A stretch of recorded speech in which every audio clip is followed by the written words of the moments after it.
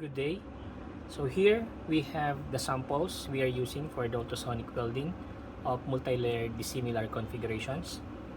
These two copper are different in thickness, and these are C1100. This is a 0.2 millimeter thickness, and this is the 1 millimeter thickness.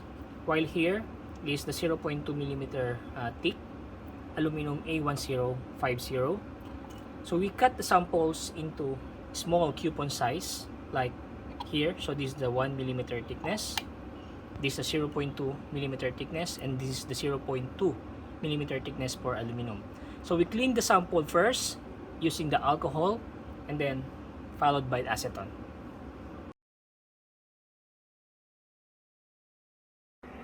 This is the ultrasonic welding system that we are using. This is the Cormax KM35. It can generate a maximum power of up to 3.5 kilowatts at a fixed frequency of 20 kilohertz. And here, so this is the generator and the controller. We can adjust here the weld time, the welding force, and the amplitude depending on the materials that we are using. And another here, the maximum load that we can apply is up to 6.5 bar, and this is the horn designed for this particular material, as well as the anvil with the pattern designed for the copper and aluminum. We have also two sample holders here at both ends to make the sample grip and not moving during the ultrasonic welding vibration.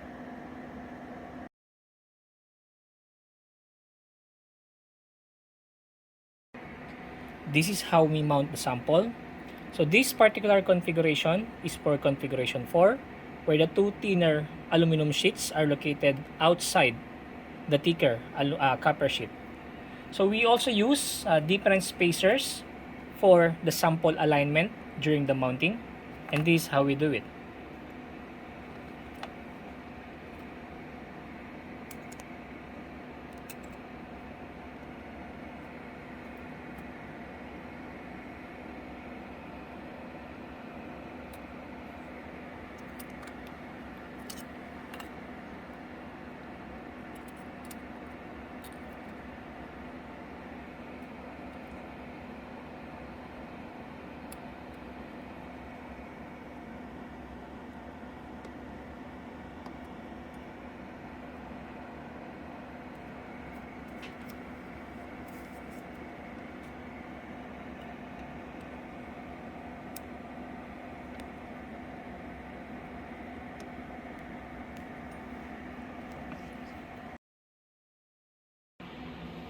The ultrasonic process starts by applying the load, and then the ultrasonic vibration will be initiated in this direction, and after a certain period of time, the horn will retract and we can easily remove the sample.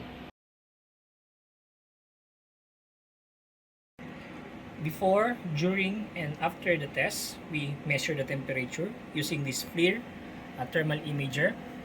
We mount the sample here, and we adjusted, we calibrated, and we focus using this IR imager. And we control it using this computer and this software. After setting the welding parameters in the controller, so we can use these two switch buttons to activate the ultrasonic vibration. The process starts here.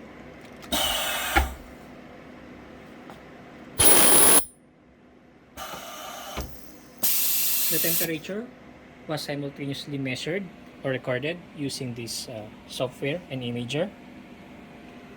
And here, we can easily remove the sample using our hand. So this is the sample made.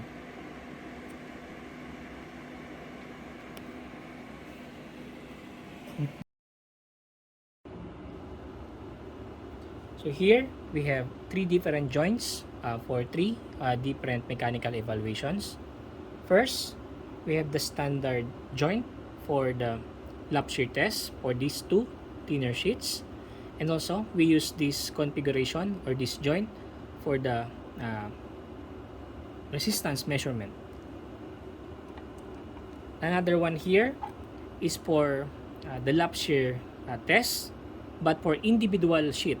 Here, we make the sheet longer for the other side and shorter for the other side. Last specimen is for the T-pill test. So here, we do first the bending of each thinner sheet simultaneously.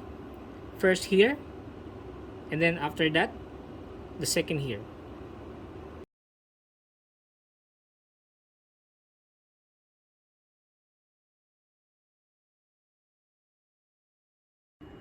Here, we are using a DC power supply to apply a current up to 500 amperes. But in this particular experiment, we are applying current up to 200 amperes. So these are the two current lead wires. And we have here the voltage sensors to measure the electrical resistance at the joint part. And we are using that software to measure, to apply a constant current up to 200 amperes at a certain period of time. So there, we are measuring the slope of the voltage current curve to identify or to calculate the joint electrical resistance for each joint specimen. So for the specimen, mounting it, we applied spacer in between the thinner sheet to make alignment during the mounting. For the joint electrical resistance measurement at 77 Kelvin, we submerge the sample and all the voltage sensors, the current lead wires, and the voltage blocks at liquid nitrogen using this deworm for certain minutes or for certain time to make sure that the temperature is under 77 Kelvin.